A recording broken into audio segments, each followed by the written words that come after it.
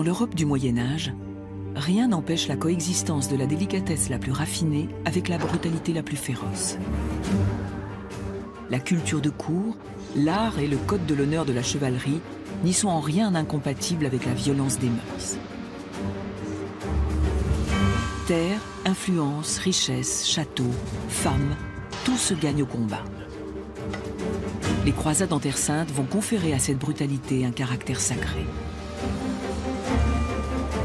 Les hospitaliers de Sainte-Marie des Teutons à Jérusalem, plus connus sous le nom d'ordre teutonique, est fondé pour venir en aide aux blessés, aux malades et aux pèlerins.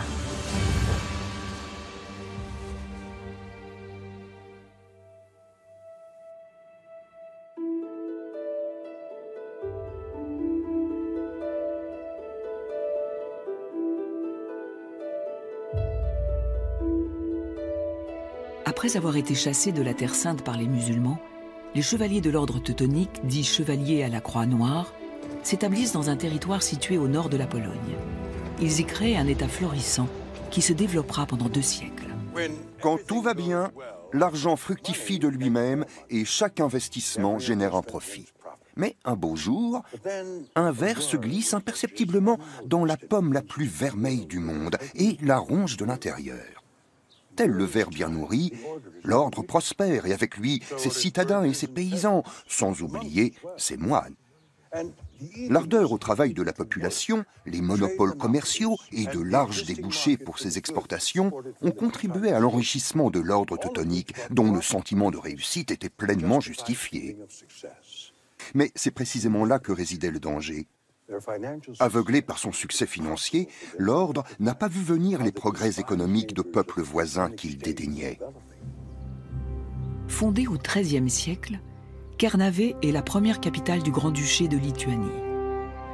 Les 5 collines fortifiées qui l'entourent lui tiennent lieu de rempart.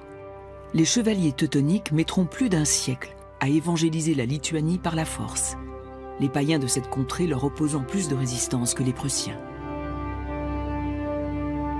C'est par ambition politique que le grand-duc de Lituanie, Mindaugas, embrasse la foi catholique en 1251. Judicieux calcul qui lui permettra de se faire couronner roi de Lituanie par le pape Innocent IV en 1253. Quand 10 ans plus tard, Mindaugas est assassiné par un neveu, ainsi que 2 de ses fils, les grands-ducs lituaniens retournent à leur foi originelle, le paganisme.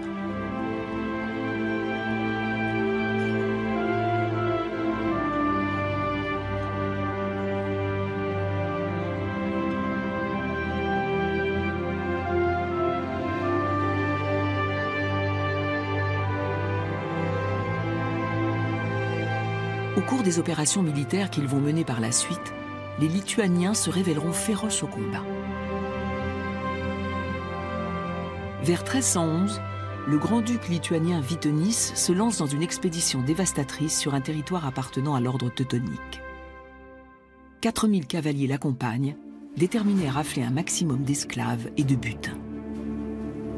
En face de lui combat Heinrich von Plötzke, qui n'est autre que le grand maréchal de l'ordre teutonique.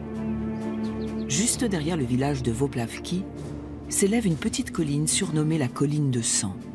C'est ici qu'Heinrich von Plötzke barre la route aux assaillants.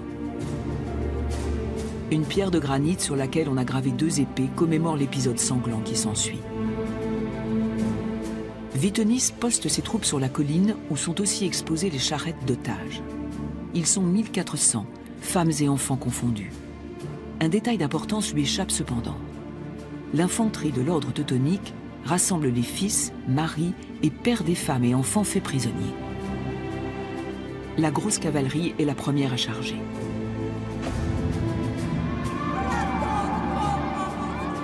Heinrich von Plötzke donne à l'infanterie l'ordre d'attaquer.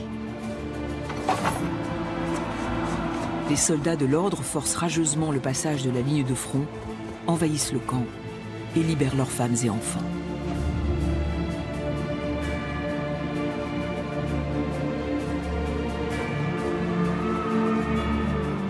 Les Lituaniens sont capturés et assassinés au cours de l'un des plus grands massacres jamais perpétrés dans l'Europe du Moyen-Âge. Bien que blessé, Vytenis parvient à s'enfuir. Mais la soif de vengeance des chevaliers de l'ordre aura raison de plus de 3000 de ses hommes.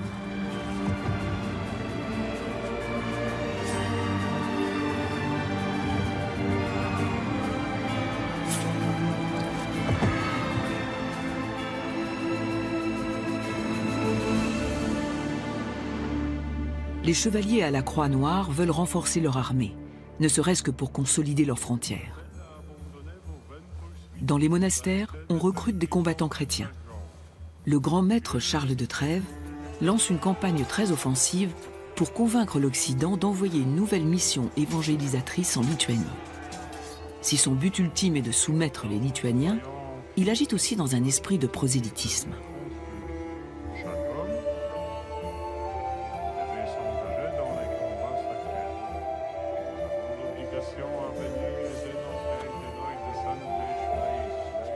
En cet été 1409, de nombreux chevaliers séculiers du Saint-Empire romain germanique rejoignent l'ordre des chevaliers teutoniques. Les campagnes militaires et les razzias qu'ils mènent contre les tribus païennes et leurs alliés polonais constituent une tactique offensive qu'ils désignent entre eux sous le nom de raids.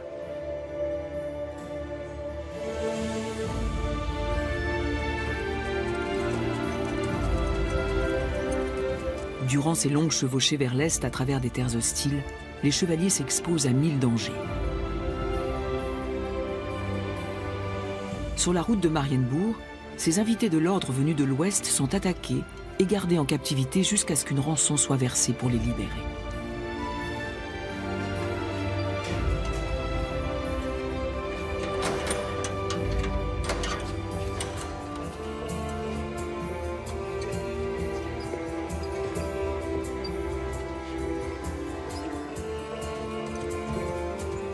La plupart du temps, c'est le grand maître de Marienbourg qui s'acquitte de la rançon.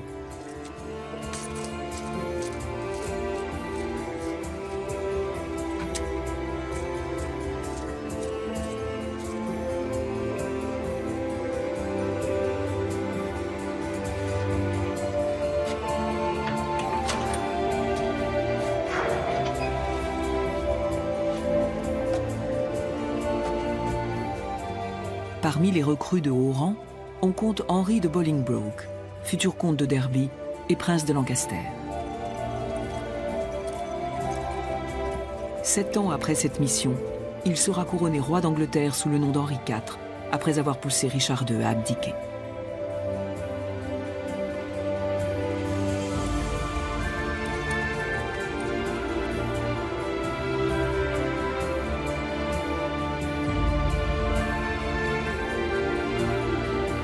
Au château de Marienbourg, un festin est organisé en l'honneur des chevaliers venus d'Occident. Si la bonne chère est loin d'indifférer les convives, ce sont les raids de pillage organisés, les fameuses raids, qui sont au centre de toutes les conversations.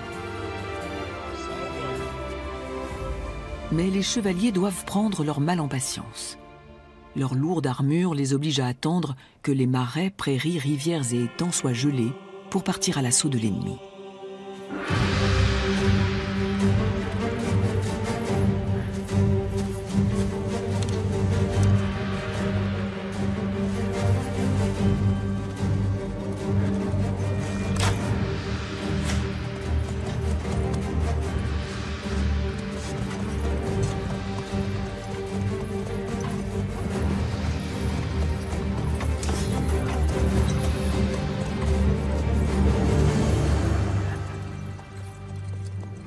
Une sombre histoire de famille parmi tant d'autres implique une dynastie de princes lituaniens et les chevaliers à la Croix Noire.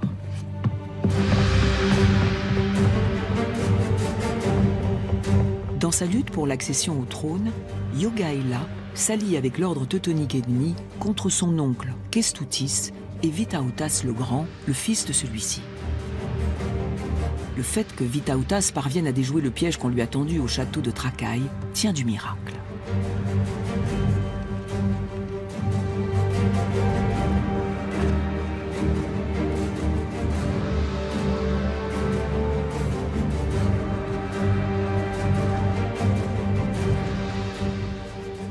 Il ne participait aucunement à un bal costumé. L'homme essayait tout bonnement de sauver sa peau.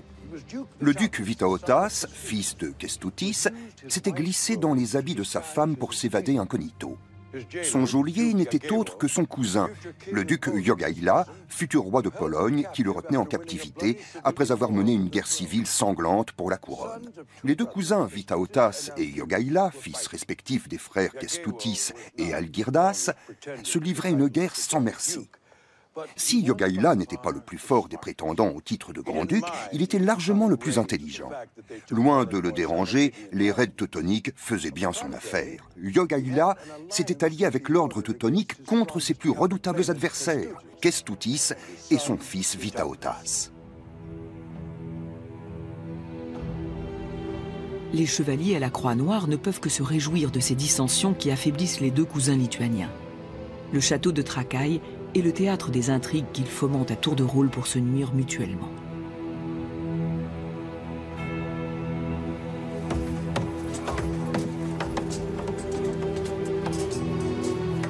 Voici le cœur de l'affaire. Profitant de l'absence de son oncle Kęstutis, Jogaila assiège le château. Dès qu'ils apprennent la nouvelle, Kęstutis et son fils Vytautas mobilisent leurs troupes. Ils se réjouissent déjà de l'embuscade orchestrée contre le traître Jogaila. Malheureusement pour les deux comparses, le piège se referme sur eux et ils sont capturés. Vytautas réussit à s'échapper à la faveur de la nuit, mais cet épisode mouvementé sera fatal à son père, qui mourra peu après.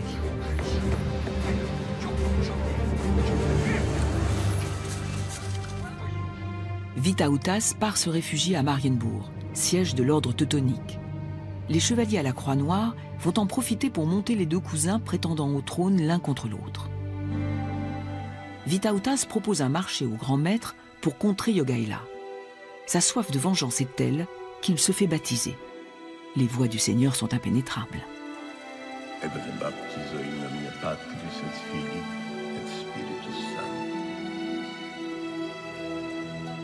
De son côté, Jogaila a besoin d'un allié d'urgence. Et c'est dans le royaume de Pologne qu'il va le trouver. À la fin du règne de Louis Ier, dit le Grand, roi de Hongrie et de Pologne, les nobles polonais ont besoin d'un successeur au trône. En l'absence d'un descendant de sexe masculin, les gentilshommes influents couronnent sa fille de 14 ans, Jadwiga, désormais Edwige Ier de Pologne, et fiancée depuis l'enfance à Guillaume de Habsbourg, qui a presque le même âge qu'elle. Les dignitaires politiques de Cracovie convoitent un rapprochement qui limiterait l'influence de l'ordre. Leurs intérêts à l'embouchure de la Vistule, en Poméranie orientale et dans la ville portuaire de Danzig sont menacés. Le marché des céréales que l'ordre contrôle entièrement est déficitaire. Et voici que la Lituanie offre son partenariat. Les Polonais proposent à Jogaila d'épouser la jeune fille de 14 ans et d'engranger sa dot au passage, à savoir la Pologne.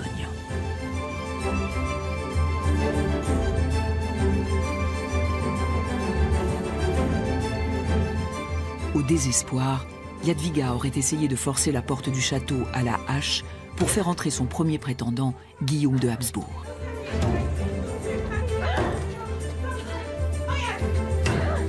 Convaincre la jeune fille d'épouser ce païen, beaucoup plus âgé qu'elle de surcroît, est une gageure. Les rumeurs les plus insensées ne courent-elles pas sur la corpulence du grand-duc lituanien qui aurait la carrure d'un ours? Un courtisan est délégué au château de Trakai. Une visite au sauna et l'espion polonais repart rassuré. Le grand-duc est normalement constitué. Il ne ressemble en rien au portrait monstrueux qu'on fait de lui.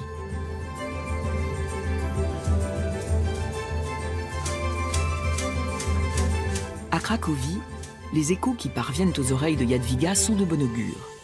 Les conflits familiaux sont oubliés. Vytautas le Grand s'étant réconcilié avec son cousin Jogaila, qu'il a nommé grand-duc de Lituanie.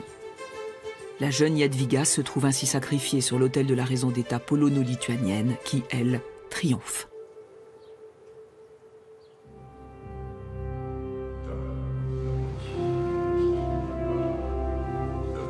Ce jour de 1385 voit s'enchaîner 3 grands événements.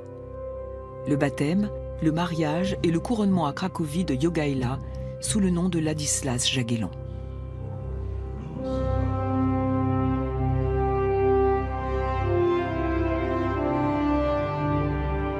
C'est à Krzewo que le traité d'union entre la Pologne et la Lituanie est signé.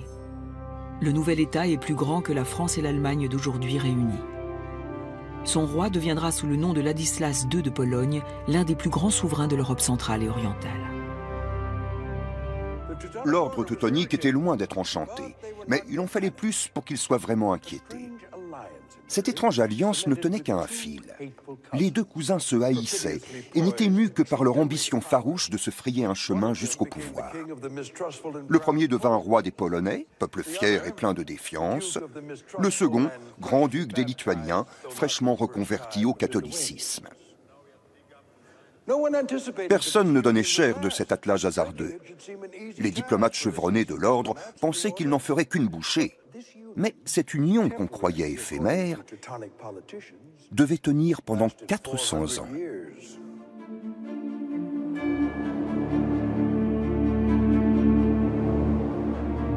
L'ordre teutonique se prépare à la guerre. À Thorn, le centre du renseignement passé à l'offensive contre la Pologne est en état d'alerte. Les espions sont souvent déguisés en marchands. Les services secrets de l'ordre sont établis selon une hiérarchie. Les commandeurs sont chargés de recruter les agents, d'organiser l'action sur le terrain et d'orchestrer les dessous de l'espionnage.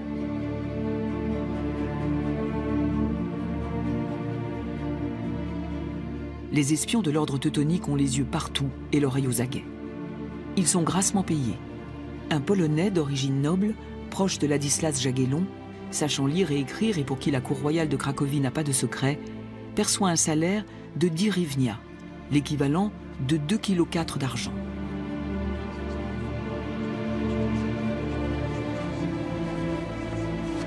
Le grand maître en personne écoute attentivement les récits de ses agents à leur retour de mission.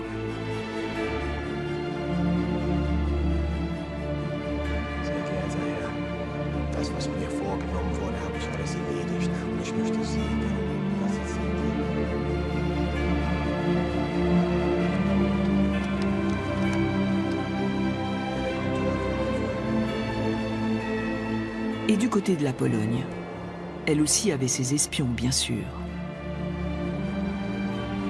Mais beaucoup sont démasqués.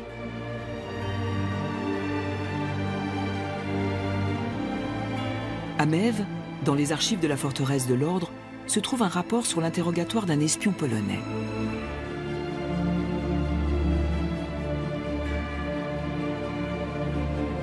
Le malheureux prétend qu'il est prêtre et médecin. Pour médecin, passe encore. Mais on établit très vite et sans difficulté que l'accusé n'est nullement prêtre. Il ne sait ni lire, ni écrire. Difficile pour les espions polonais d'échapper à l'impressionnant réseau d'agents secrets de l'ordre.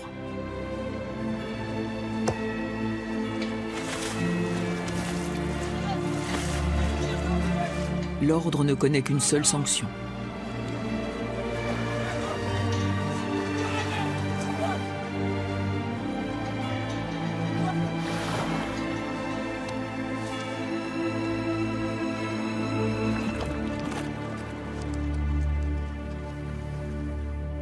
Un conflit qui opposera les deux grandes puissances, à savoir la Lituanie et la Pologne d'un côté et l'État teutonique de l'autre, semble donc inéluctable.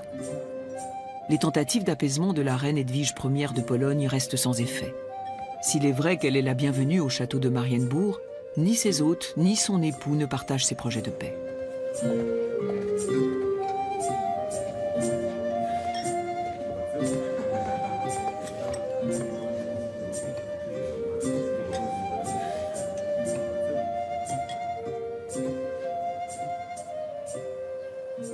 Même l'archevêque Mikołaj Trąba, le chef spirituel de l'Église, collecte de l'argent pour la guerre.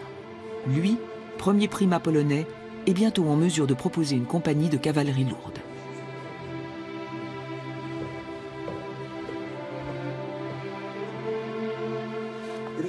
C'est ici, dans la salle du chapitre de Marienbourg, qu'a émergé pour la première fois dans la pensée et le langage des moines guerriers le mot « superbia ». La superbe, l'orgueil, un cadeau du diable, car ce n'est autre que le péché originel, celui qui a poussé Lucifer à rejeter l'amour de Dieu. Les moines guerriers avaient appris à renoncer à cet orgueil tout au long de leur vie de missionnaires. Mais ce qui était parfois accessible à leur échelle individuelle n'était pas suffisant pour immuniser toute la communauté. Ce sentiment de supériorité n'était pas une toquade éphémère de la part de l'ordre teutonique.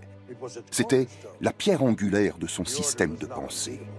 L'ordre n'était pas invincible, mais malgré tout, en dehors de quelques batailles qu'il avait perdues par le passé, il avait gagné toutes ses guerres. Les frères chevaliers en tiraient de l'orgueil, et ils avaient toutes les raisons de croire qu'une guerre contre la Pologne et la Lituanie était jouée d'avance, avant même que le premier moine n'enfourche sa monture.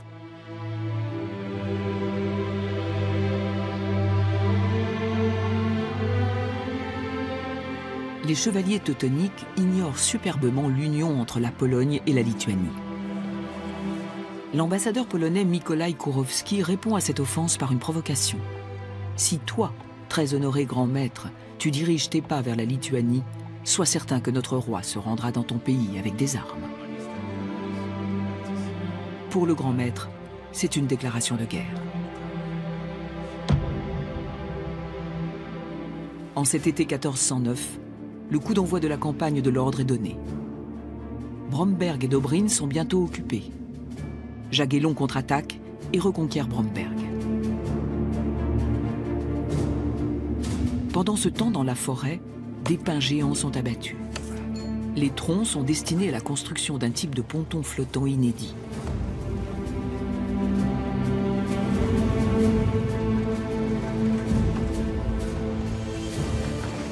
Le grand maître prévoit de battre les Polonais au-delà de la frontière de son État dans un premier temps. Ensuite, ses troupes se tourneront vers l'Est et vaincront les forces lituaniennes séparément. De son côté, le roi de Pologne compte traverser la Vistule grâce au nouveau ponton et se joindre à l'armée lituanienne pour une offensive commune au nord de la Prusse. Le jour décisif est proche. Des milliers de Polonais traversent la Vistule le 30 juin 1410. À ce stade, les chevaliers teutoniques ignorent que Jagellon est désormais à la tête des deux armées réunies. Les historiens évaluent la force de ses troupes à 40 000 soldats. Du côté adverse, il y a plus de 25 000 guerriers en lice. Ulrich von Jungingen, le grand maître de l'ordre, fait aussi traverser la Vistule à son armée, mais à un autre endroit. Il est retranché et il attend. Mais l'armée polono-lituanienne fait halte au bord de la rivière. Pas question pour elle de s'exposer à un bain de sang en s'engageant sur le pont contrôlé par l'ordre. Le plan de guerre d'Ulrich von Jungingen était étonnamment passif. Il avait rejeté l'idée d'attaquer la Pologne alors que l'ordre l'avait déjà attaqué avec succès un an auparavant. Redoutait-il une attaque sur les flancs de la part de la Lituanie ? Ou peut-être cherchait-il à épargner le peuple prussien coûte que coûte ? Le grand maître opta pour une stratégie entièrement dictée par les initiatives de l'adversaire. Il abandonna à l'ennemi le choix de la direction, du rythme de combat et la liberté d'attaquer au moment qu'il jugerait le plus opportun. Ulrich von Jungingen se rendait ainsi coupable de la pire des erreurs possibles dans la gestion d'une guerre, l'attentisme. Il a perdu la guerre avant même de l'avoir commencée. Le lendemain, à la faveur de la nuit, l'armée polono-lituanienne se dirige vers le nord-ouest. Une troupe d'éclaireurs lituaniens découvre au petit matin un gué sur le fleuve Drętsa. Jagellon donne l'ordre à sa cavalerie tatare de prendre la ville prussienne de Dąbrówno.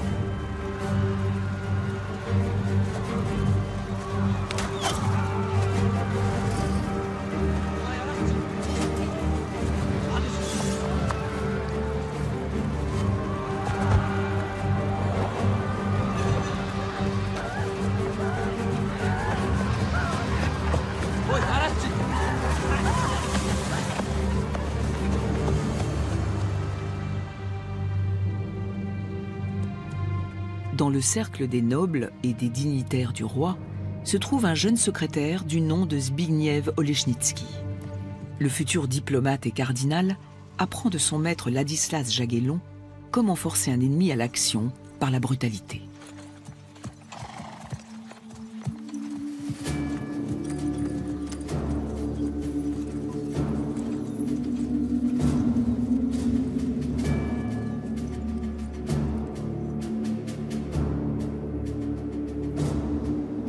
Dans le camp de l'ordre teutonique, l'impatience est tangible. Les mots de lâcheté et d'honneur perdu sont lancés.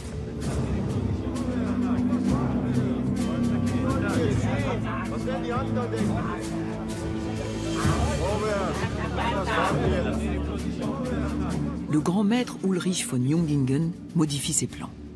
Avec ses troupes, il traverse le fleuve. Contre toute attente, l'ennemi s'est volatilisé. Il envoie donc une troupe en éclaireur. Il s'avère que l'armée du camp adverse a pénétré par le feu et le fer dans un territoire prussien.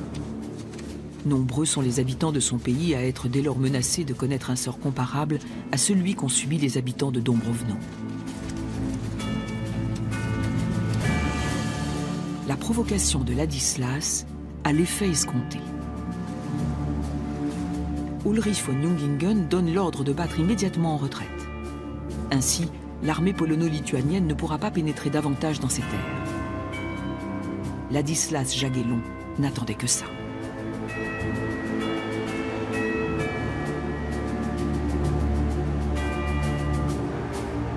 L'armée de l'ordre remonte vers le nord-est. Les chevaliers occidentaux qui se sont ralliés à l'ordre refoulent leur colère et leur frustration. L'aventure était si prometteuse.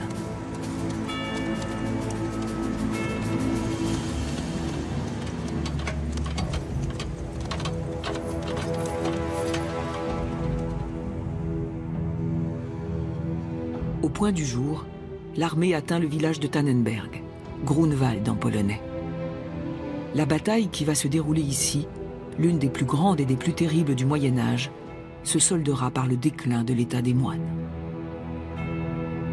Dans la mémoire collective des Polonais et des Lituaniens, l'issue de cette bataille prouve que les dangereux envahisseurs venus de l'Occident ne sont pas invincibles.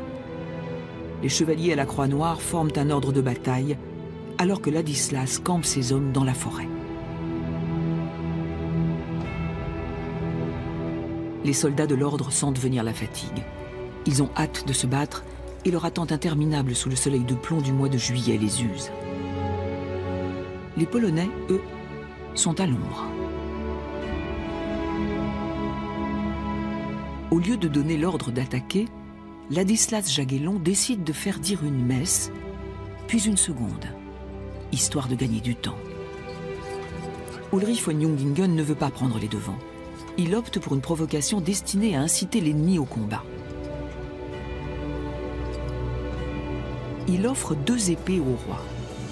Le message est on ne peut plus clair. Vas-y, attaque! Un geste qu'il est très vite amené à regretter amèrement. L'armée de Jagellon se met lentement en ordre de bataille. Ulrich von Jungingen a du mal à contenir son impatience, mais il n'attaque pas. Il attend.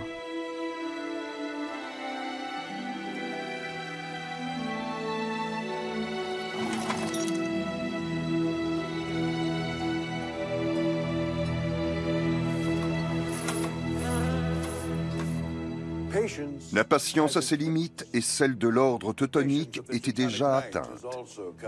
Ulrich von Jungingen donna l'ordre à sa cavalerie de reculer. Il ouvre ainsi le passage à son ennemi et lui lance un défi. Un geste de chevalier.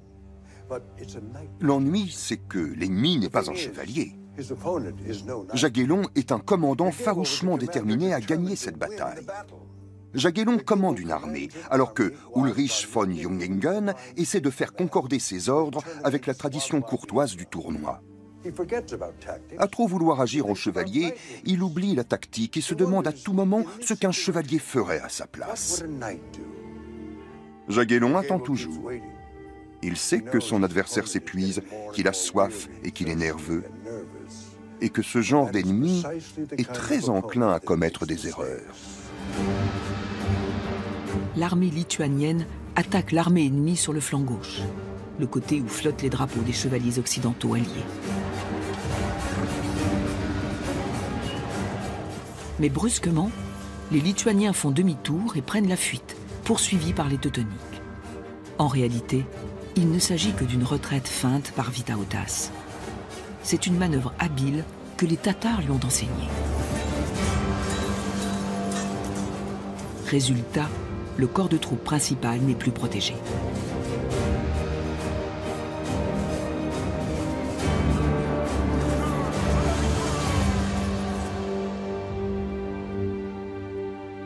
Trois ans après cette bataille, le chef hautement expérimenté des chevaliers occidentaux s'adresse au successeur d'Ulrich von Jungingen dans une lettre. Commentant la bataille de Tannenberg, il écrit ceci. « Nous vous donnons comme conseil d'ordonner à vos hôtes qui séjournent actuellement chez vous, mais aussi à vos souverains, d'être obéissants et de vous tenir là où le prévoit le plan de bataille. En effet, il pourrait arriver que vos ennemis retirent brusquement leurs troupes ou feignent de le faire. Avant tout parce qu'ils savent qu'on est bien souvent enclin à prendre en chasse celui qui fuit, comme ce fut le cas dans la grande bataille. »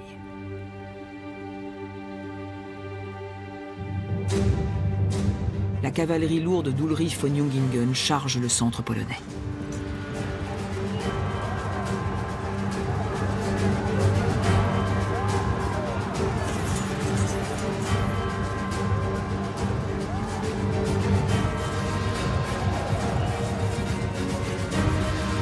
Les Polonais montrent des signes de faiblesse. Pour les chevaliers à la Croix Noire, la victoire semble proche.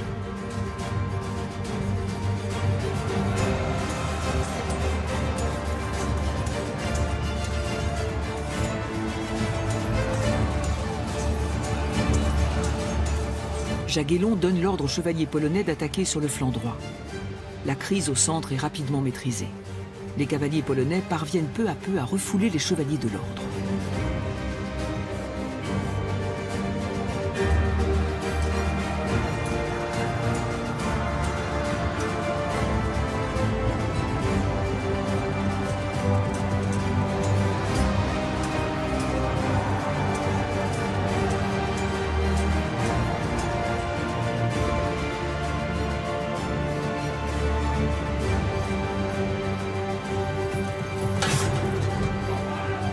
Ulrich von Jungingen perd le contrôle de la situation et précipite sa garde personnelle dans la bataille. Le grand maître fait preuve de la bravoure qui sied aux combattants valeureux aux dépens de la tactique. Les Lituaniens sont de retour sur le champ de bataille.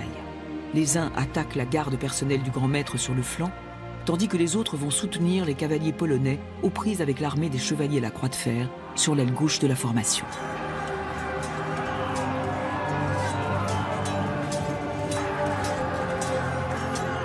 Les chevaliers teutoniques se retirent du combat. Ils n'arrivent pas à contenir la force de l'attaque de l'armée polono-lituanienne.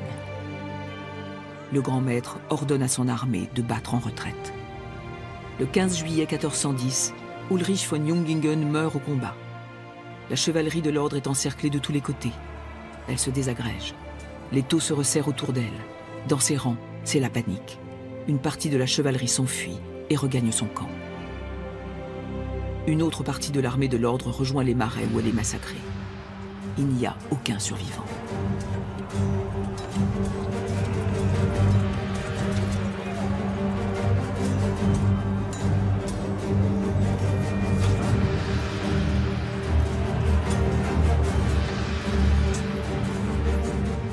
La partie retranchée pour défendre le camp est à son tour assaillie.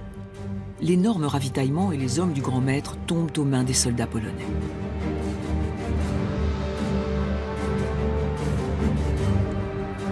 Le roi Jagellon ordonne que la dépouille du grand maître soit transportée jusqu'à Marienbourg, qui n'a pas encore été conquis.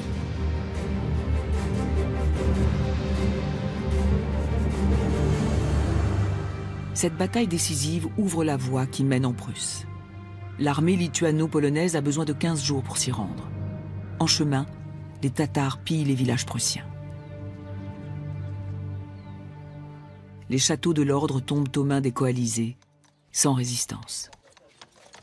Nikolaus von Pfeilsdorf, l'un des meneurs clandestins de l'Alliance pro-polonaise, apporte sa contribution à la saisie habilement orchestrée du château de l'ordre à Kowalewo. Les descendants des Prussiens, devenus entre-temps des chevaliers et citoyens à part entière, aident les Polonais et les Lituaniens à confisquer les moindres forteresses. Ils souhaitent la défaite définitive de l'ordre teutonique, dans l'espoir que le nouveau souverain leur accordera plus de liberté. Alors que l'armée du roi de Pologne progresse lentement, les chevaliers à la Croix Noire ont le temps de préparer la défense du château. Heinrich von Plauen se voit confier le commandement de la réserve stratégique de l'ordre. Originaire de la région de Königsberg, le commandeur et futur grand maître des chevaliers teutoniques est censé sauver l'ordre.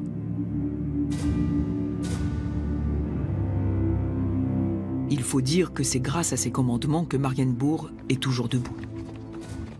Les occupants du château organisent la résistance. Heinrich von Plauen alerte l'Europe. Des païens et des traîtres cherchent à détruire l'ordre sacré. Jagellon n'est pas préparé à la conquête de la forteresse de Marienbourg. Ses soldats sont exténués, certains ont le typhus, et ils sont affamés. Les troupes du roi n'ont qu'une idée en tête, rentrer chez eux et reprendre le cours de leur vie.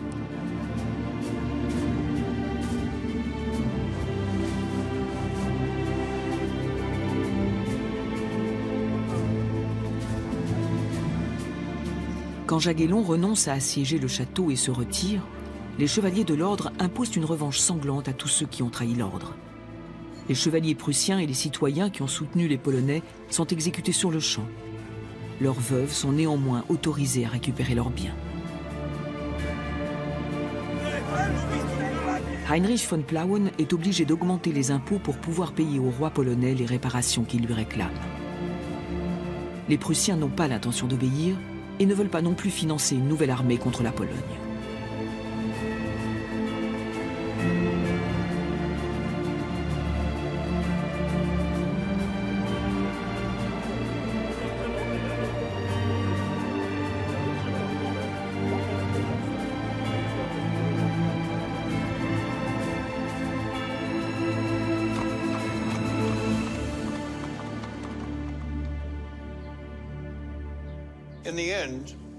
Ce sont finalement des juristes, diplômés de la première université de Cracovie, fondée par Edwige, l'épouse de Jagellon, qui ont porté le coup fatal à l'ordre teutonique. La guerre entre la Pologne et l'ordre teutonique s'est jouée sur 3 champs de bataille. Sur le plan militaire, sur le plan diplomatique et sur le plan sociétal. L'année 1410 a été marquée par un succès militaire pour Jagellon, mais le traité de paix qui a été signé ici, à Thorn, après la bataille de Tannenberg, a été un succès diplomatique pour l'ordre teutonique. Quant au front sociétal, là, tout restait à faire. Il fallait convaincre l'élite de la société d'alors, y compris le pape, que ce n'était pas l'ordre des chevaliers teutoniques, mais bien la coalition lituano-polonaise qui avait défendu les valeurs chrétiennes, et que les barbares n'étaient pas les Lituaniens, mais les frères de l'ordre. Au Moyen-Âge, on est manichéen, on voit le monde en noir et blanc. Il n'y a pas de nuance. L'époque est résolument ancrée dans une guerre entre anges et démons. Lors du concile de Constance, les deux partis confrontent leurs positions. Dans le débat traitant des offensives dirigées contre la Pologne et la Prusse, le juriste et grand érudit Paweł Włodkowicz attaque l'ordre teutonique avec véhémence. Une guerre juste doit engendrer la paix et non pas la conquête. Toute juridiction doit s'opposer à celui qui attaque ceux parmi les hommes qui veulent vivre en paix.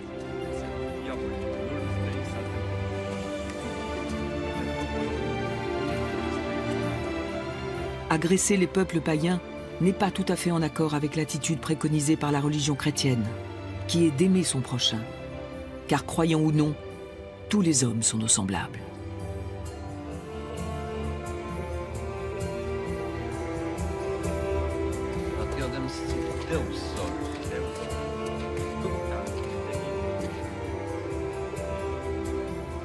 Les chevaliers à la Croix Noire veulent augmenter les impôts des marchands pour mettre sur pied la prochaine expédition militaire. Mais ceux-ci ne l'entendent pas de cette oreille.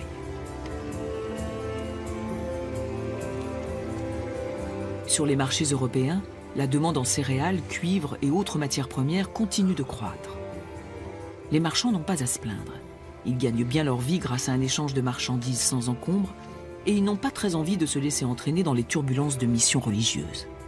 Ils savent pertinemment que les chevaliers de l'ordre veulent plus en découdre avec les Polonais qu'avec la religion païenne proprement dite.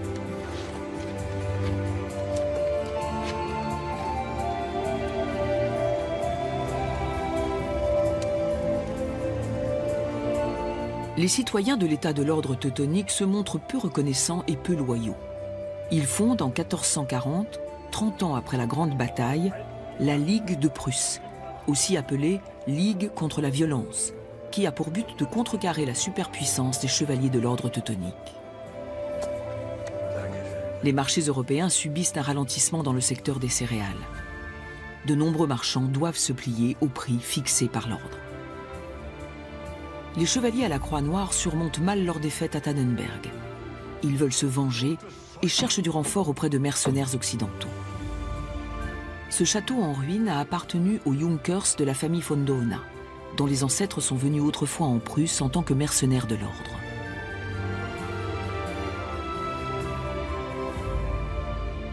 Nous avons tous déjà entendu parler des Junkers de Prusse orientale.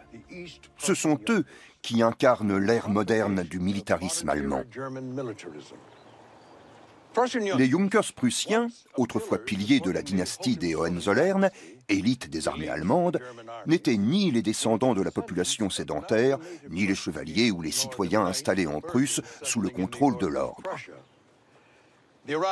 On doit l'arrivée de l'une des plus anciennes familles de Junkers au manque d'argent, à l'amour de la guerre et à l'une des plus grandes rébellions des contribuables de l'ère moderne. Une insurrection qui a écartelé l'état de l'ordre et s'est conclue par la cession de l'une des régions les plus riches d'Europe à la Pologne. Voici les ruines d'un château teutonique qui a été démantelé pierre par pierre par les citoyens de Thorn. Ceux-là même qui, avec les citoyens d'autres villes teutoniques, ont vaincu l'ordre teutonique.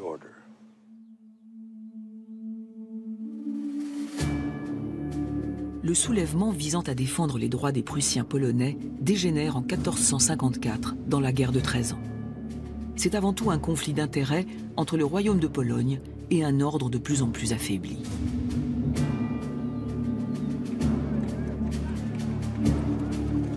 Stanislaus von Dohna fournit des mercenaires professionnels à l'ordre. Mais le grand maître n'a aucun argent pour les recruter. Il signe alors un contrat qui sera lourd de conséquences.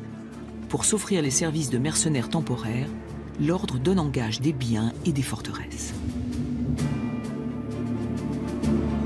C'est ainsi qu'il perd ses propriétés pour toujours.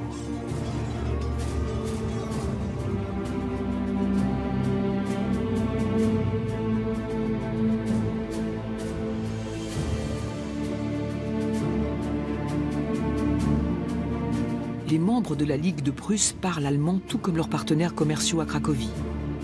Ils sont leurs alliés naturels.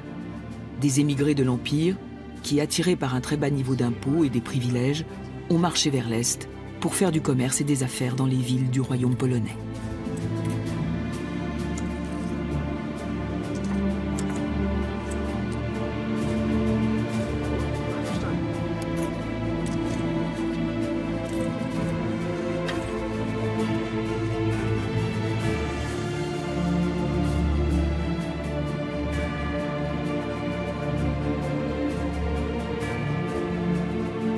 Avec la création de villes et le développement d'un commerce transfrontalier, la bourgeoisie commence à se constituer. La structure féodale du Moyen-Âge cède peu à peu la place à une nouvelle organisation sociale. C'est le début de la Renaissance.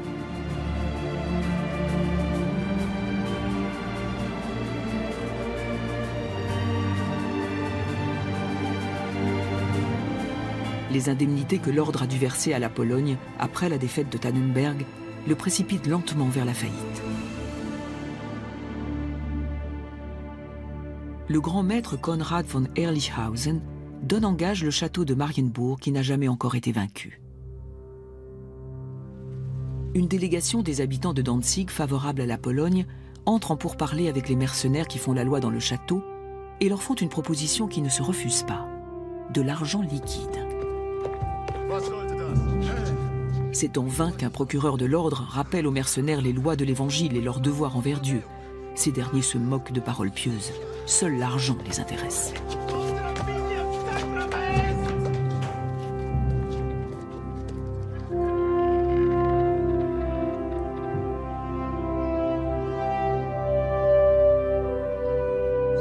Le grand maître Konrad von Ehrlichhausen se réfugie à Königsberg.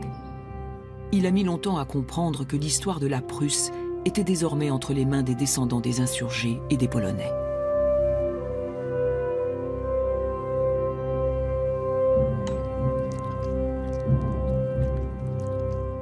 Après 13 ans de guerre, la deuxième paix de Thorn est signée.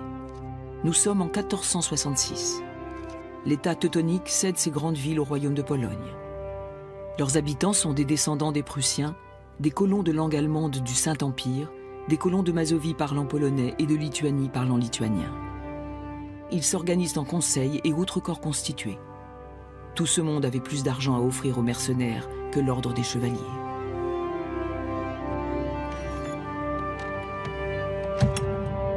Un demi-siècle après la grande bataille de Tannenberg, les chevaliers teutoniques sont définitivement vaincus. Chevaliers en déroute, mercenaires désœuvrés, hommes de pouvoir déchus victimes de leur propre folie des grandeurs, ecclésiastiques privés de leur prestige. Plus personne n'avait besoin de leur état, comme une armure que personne n'aurait plus voulu porter. L'ordre était en passe de rompre toutes ses connexions politiques avec l'Empire des Habsbourg.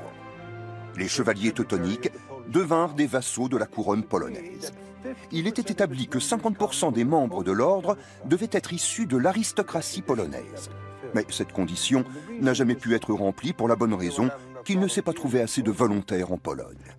L'ordre périclitait et les nouveaux grands maîtres ne lui donnaient aucune chance de survie. Le dernier d'entre eux, Albert de Brandebourg, ne s'est pas contenté d'être en conflit avec tous les pays voisins. Il s'est aussi arrangé pour être en désaccord avec l'un des esprits les plus brillants et influents de son époque, Nicolas Copernic. Aussi étrange que cela puisse paraître, l'ordre a continué à placer tous ses espoirs en Albert de Brandebourg.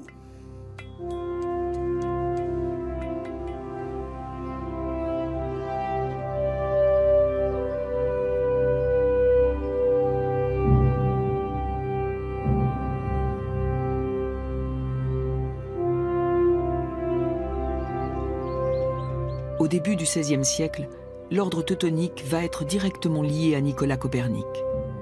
C'est lors d'une des offensives des Chevaliers à la Croix-Noire que la maison de l'astronome est incendiée à Frauenberg. Nicolas Copernic, qui vient d'une famille d'artisans germanophones, écrit par la suite au roi de Pologne et lui propose de le servir avec honneur et fidélité.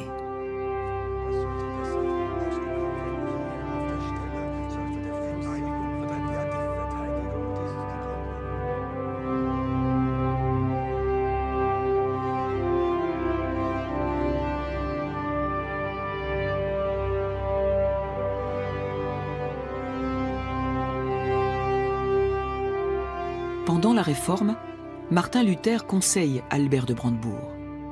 L'ordre, il faut le dissoudre. La foi catholique et le pape, y renoncer. Il s'agit de ne pas perdre le dernier petit coin de Prusse. Le grand maître suit ce conseil et dissout l'ordre. Un État laïque rallié à la réforme luthérienne voit le jour en Prusse.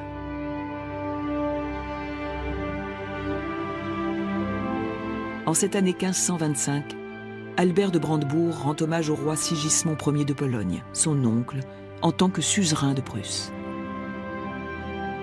Dans ce tableau, Jan Matejko fait ressortir l'inquiétude sur les visages des représentants des villes de Prusse.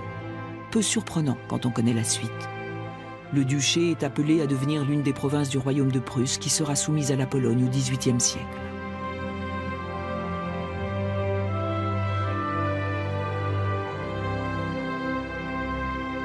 Il n'y a plus de dangereux au château de Marienbourg que cette petite araignée.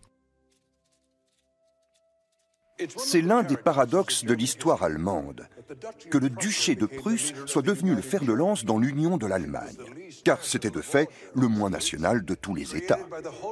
La dynastie des Hohenzollern l'avait construit comme une entreprise familiale, et elle le dirigeait en conséquence. Tous les membres avaient la même valeur, indépendamment de leur nationalité, si tant est qu'ils payaient leurs impôts. Quand l'unification du XIXe siècle a été accomplie, une vague de nationalisme a transformé la Prusse.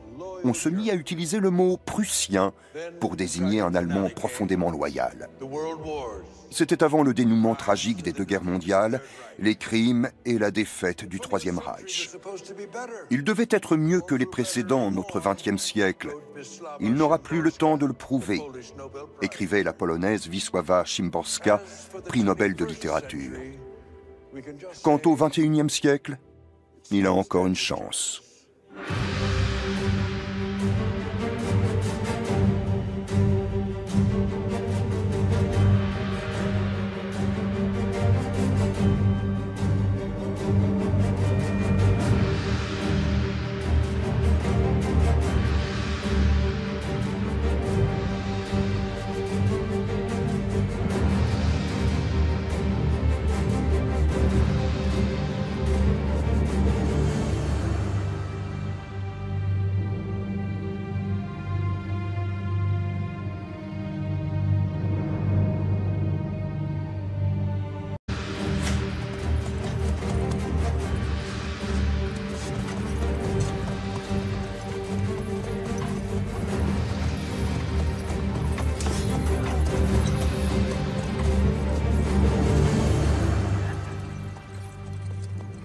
Une sombre histoire de famille parmi tant d'autres implique une dynastie de princes lituaniens et les chevaliers à la Croix Noire.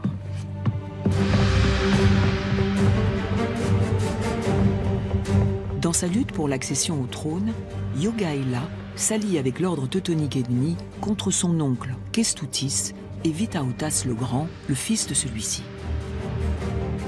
Le fait que Vytautas parvienne à déjouer le piège qu'on lui a tendu au château de Trakai tient du miracle.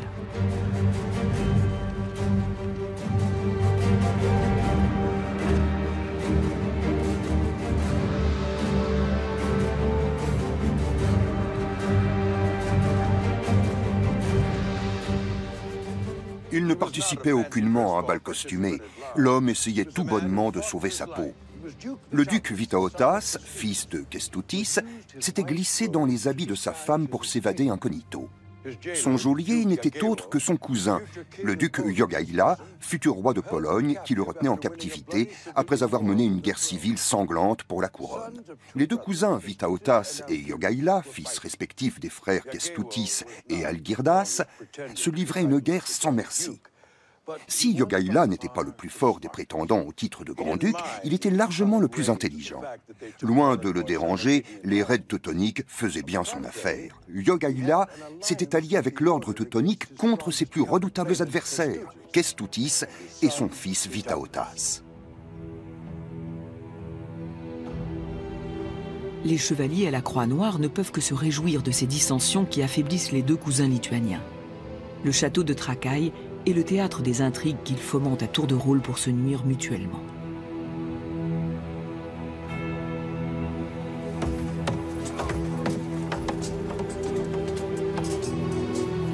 Voici le cœur de l'affaire. Profitant de l'absence de son oncle Kęstutis, Jogaila assiège le château. Dès qu'ils apprennent la nouvelle, Kęstutis et son fils Vytautas mobilisent leurs troupes. Ils se réjouissent déjà de l'embuscade orchestrée contre le traître Jogaila. Malheureusement pour les deux comparses, le piège se referme sur eux et ils sont capturés. Vytautas réussit à s'échapper à la faveur de la nuit, mais cet épisode mouvementé sera fatal à son père, qui mourra peu après.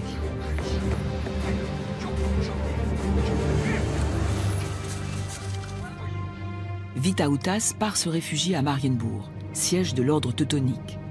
Les chevaliers à la Croix Noire vont en profiter pour monter les deux cousins prétendant au trône l'un contre l'autre. Vytautas propose un marché au grand maître pour contrer Jogaila. Sa soif de vengeance est telle qu'il se fait baptiser. Les voies du Seigneur sont impénétrables.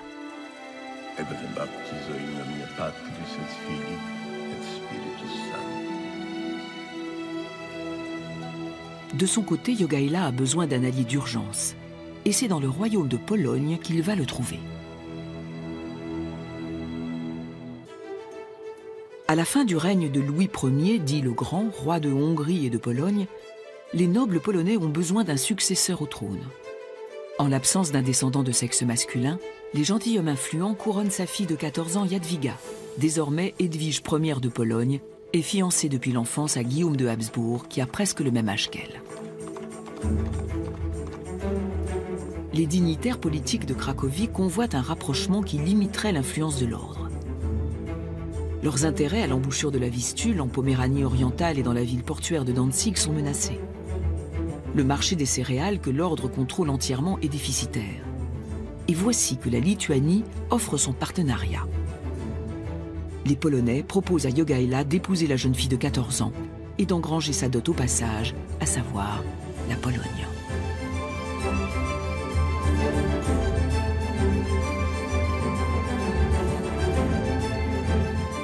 Au désespoir, Jadwiga aurait essayé de forcer la porte du château à la hache pour faire entrer son premier prétendant, Guillaume de Habsbourg.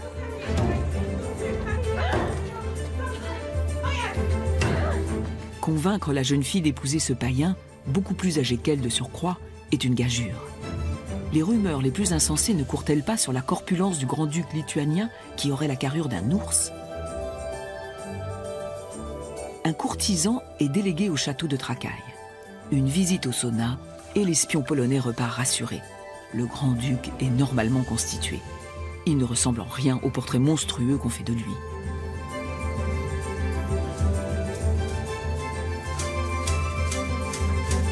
À Cracovie, les échos qui parviennent aux oreilles de Jadwiga sont de bon augure. Les conflits familiaux sont oubliés. Vytautas le Grand s'étant réconcilié avec son cousin Jogaila, qu'il a nommé grand-duc de Lituanie. La jeune Jadwiga se trouve ainsi sacrifiée sur l'autel de la raison d'État polono-lituanienne qui, elle, triomphe.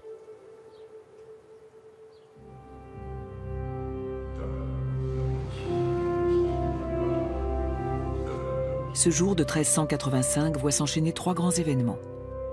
Le baptême, le mariage et le couronnement à Cracovie de Jogaila sous le nom de Ladislas Jagellon.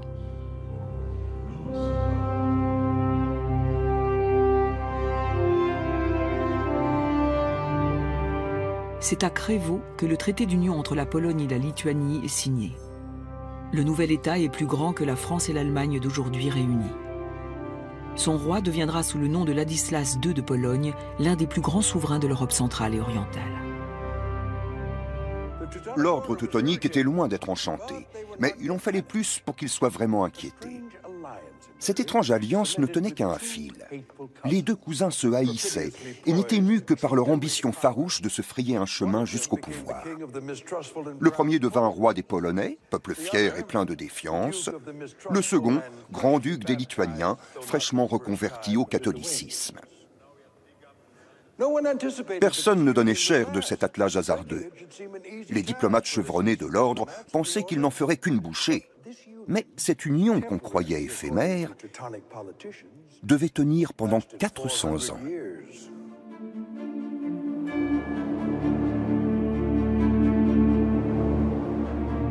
L'ordre teutonique se prépare à la guerre. À Thorn, le centre du renseignement passé à l'offensive contre la Pologne est en état d'alerte. Les espions sont souvent déguisés en marchands. Les services secrets de l'ordre sont établis selon une hiérarchie. Les commandeurs sont chargés de recruter les agents, d'organiser l'action sur le terrain et d'orchestrer les dessous de l'espionnage.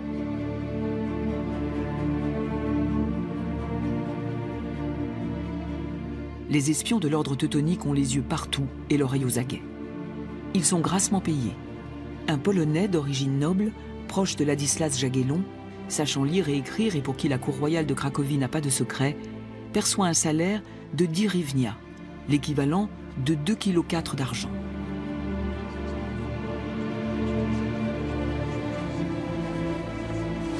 Le grand maître en personne écoute attentivement les récits de ses agents à leur retour de mission.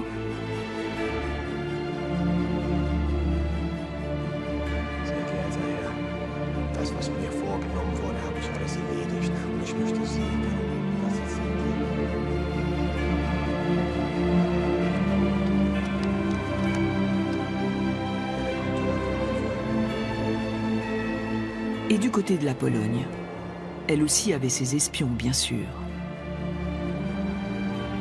Mais beaucoup sont démasqués.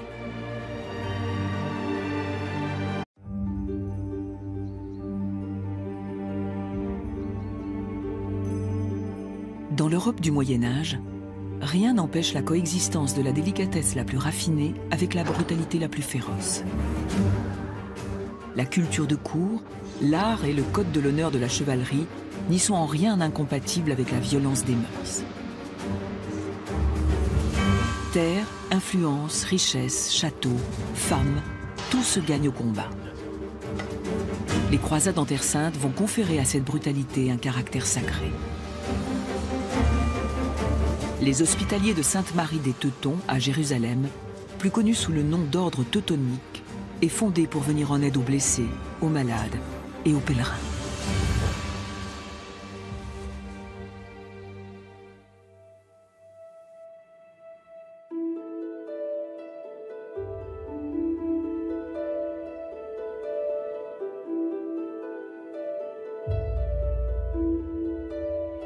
Après avoir été chassés de la Terre Sainte par les musulmans, les chevaliers de l'ordre teutonique, dits chevaliers à la croix noire, s'établissent dans un territoire situé au nord de la Pologne.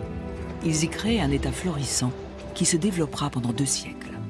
Quand tout va bien, l'argent fructifie de lui-même et chaque investissement génère un profit. Mais un beau jour, un ver se glisse imperceptiblement dans la pomme la plus vermeille du monde et la ronge de l'intérieur. Tel le ver bien nourri, l'ordre prospère et avec lui ses citadins et ses paysans, sans oublier ses moines. L'ardeur au travail de la population, les monopoles commerciaux et de larges débouchés pour ses exportations ont contribué à l'enrichissement de l'ordre teutonique, dont le sentiment de réussite était pleinement justifié. Mais c'est précisément là que résidait le danger. Aveuglé par son succès financier, l'ordre n'a pas vu venir les progrès économiques de peuples voisins qu'il dédaignait.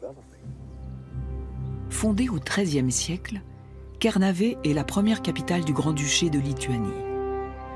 Les 5 collines fortifiées qui l'entourent lui tiennent lieu de rempart.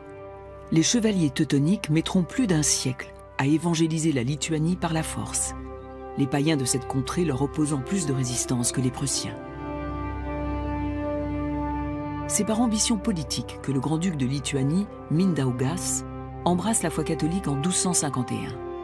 Judicieux calcul qui lui permettra de se faire couronner roi de Lituanie par le pape Innocent IV en 1253. Quand 10 ans plus tard, Mindaugas est assassiné par un neveu, ainsi que 2 de ses fils, les grands-ducs lituaniens retournent à leur foi originelle, le paganisme.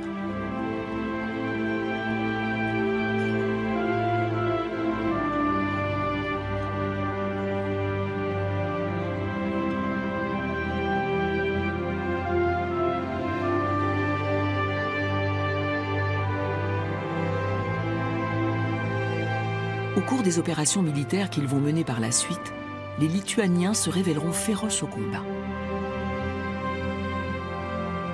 Vers 1311, le grand-duc lituanien Vytenis se lance dans une expédition dévastatrice sur un territoire appartenant à l'ordre teutonique. 4000 cavaliers l'accompagnent, déterminés à rafler un maximum d'esclaves et de butin. En face de lui combat Heinrich von Plötzke, qui n'est autre que le grand maréchal de l'ordre teutonique. Juste derrière le village de Wopławki, s'élève une petite colline surnommée la colline de sang. C'est ici qu'Heinrich von Plötzke barre la route aux assaillants. Une pierre de granit sur laquelle on a gravé 2 épées commémore l'épisode sanglant qui s'ensuit. Vytenis poste ses troupes sur la colline où sont aussi exposées les charrettes d'otages. Ils sont 1400, femmes et enfants confondus. Un détail d'importance lui échappe cependant.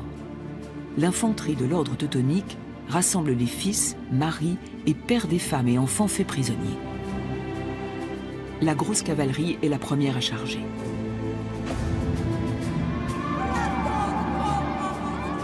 Heinrich von Plötzke donne à l'infanterie l'ordre d'attaquer. Les soldats de l'ordre forcent rageusement le passage de la ligne de front, envahissent le camp et libèrent leurs femmes et enfants.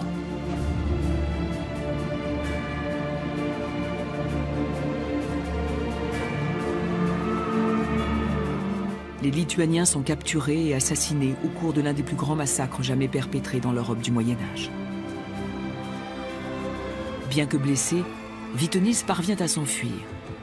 Mais la soif de vengeance des chevaliers de l'ordre aura raison de plus de 3000 de ses hommes.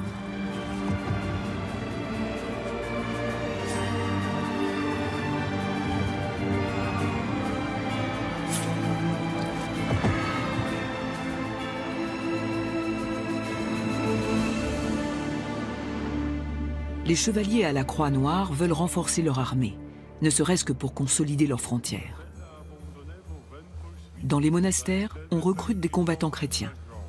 Le grand maître Charles de Trèves lance une campagne très offensive pour convaincre l'Occident d'envoyer une nouvelle mission évangélisatrice en Lituanie. Si son but ultime est de soumettre les Lituaniens, il agit aussi dans un esprit de prosélytisme.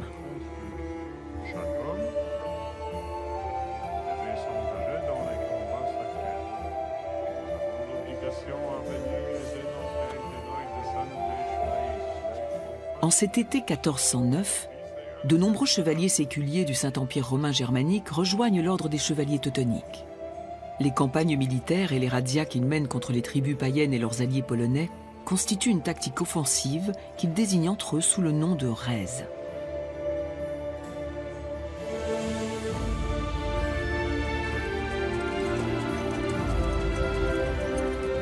Durant ces longues chevauchées vers l'est à travers des terres hostiles, les chevaliers s'exposent à 1000 dangers.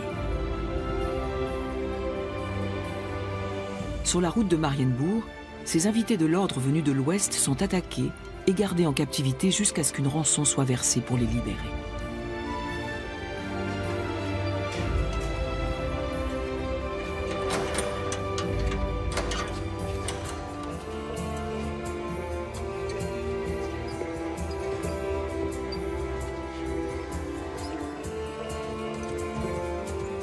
La plupart du temps, c'est le grand maître de Marienbourg qui s'acquitte de la rançon.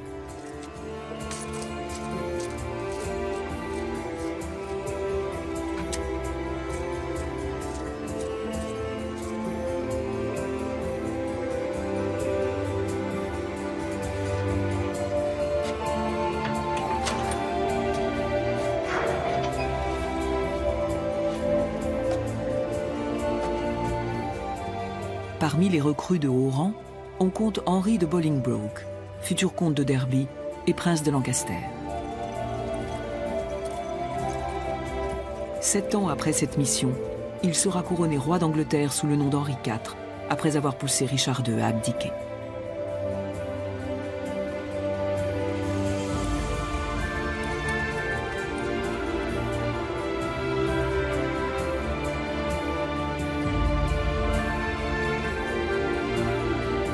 Au château de Marienbourg, un festin est organisé en l'honneur des chevaliers venus d'Occident.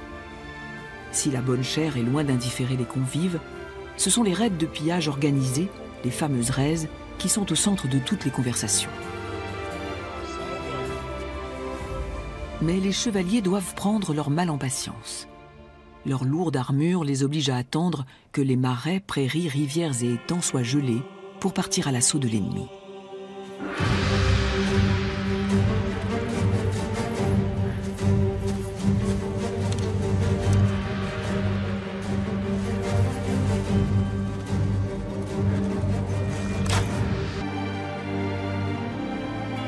À Mèves, dans les archives de la forteresse de l'Ordre, se trouve un rapport sur l'interrogatoire d'un espion polonais.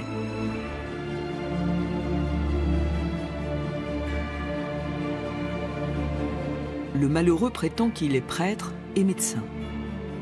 Pour médecin, passe encore.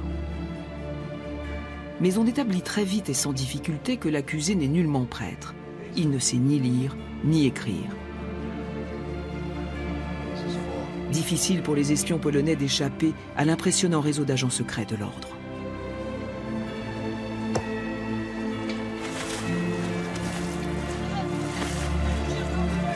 L'Ordre ne connaît qu'une seule sanction.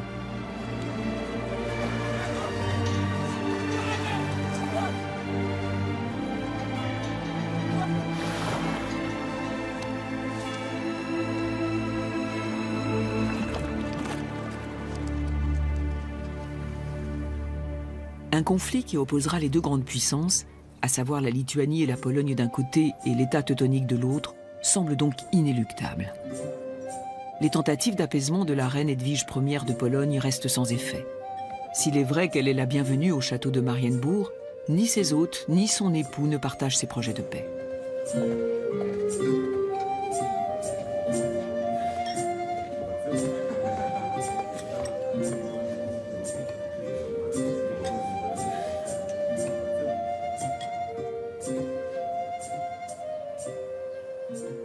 même l'archevêque Mikołaj Trąba, le chef spirituel de l'Église, collecte de l'argent pour la guerre. Lui, premier primat polonais, est bientôt en mesure de proposer une compagnie de cavalerie lourde.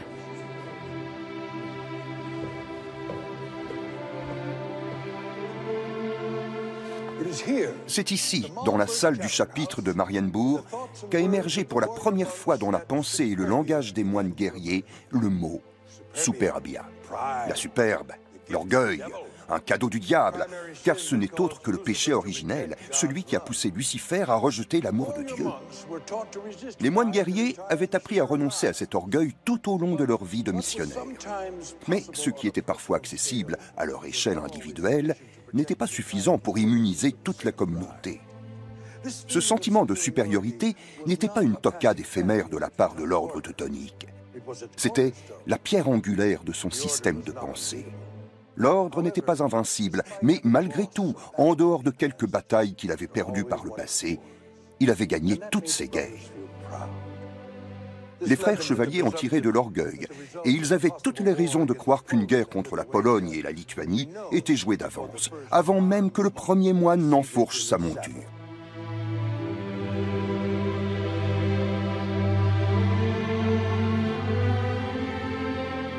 Les chevaliers teutoniques ignorent superbement l'union entre la Pologne et la Lituanie. L'ambassadeur polonais Mikołaj Kurowski répond à cette offense par une provocation.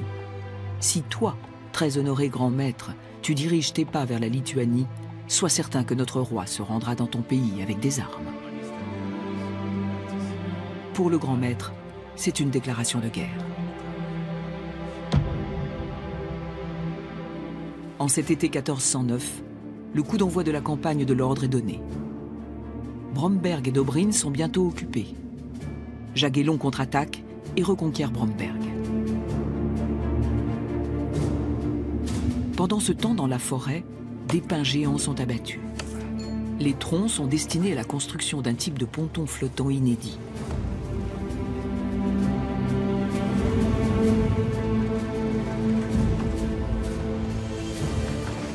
Le grand maître prévoit de battre les Polonais au-delà de la frontière de son État dans un premier temps. Ensuite, ses troupes se tourneront vers l'Est et vaincront les forces lituaniennes séparément. De son côté, le roi de Pologne compte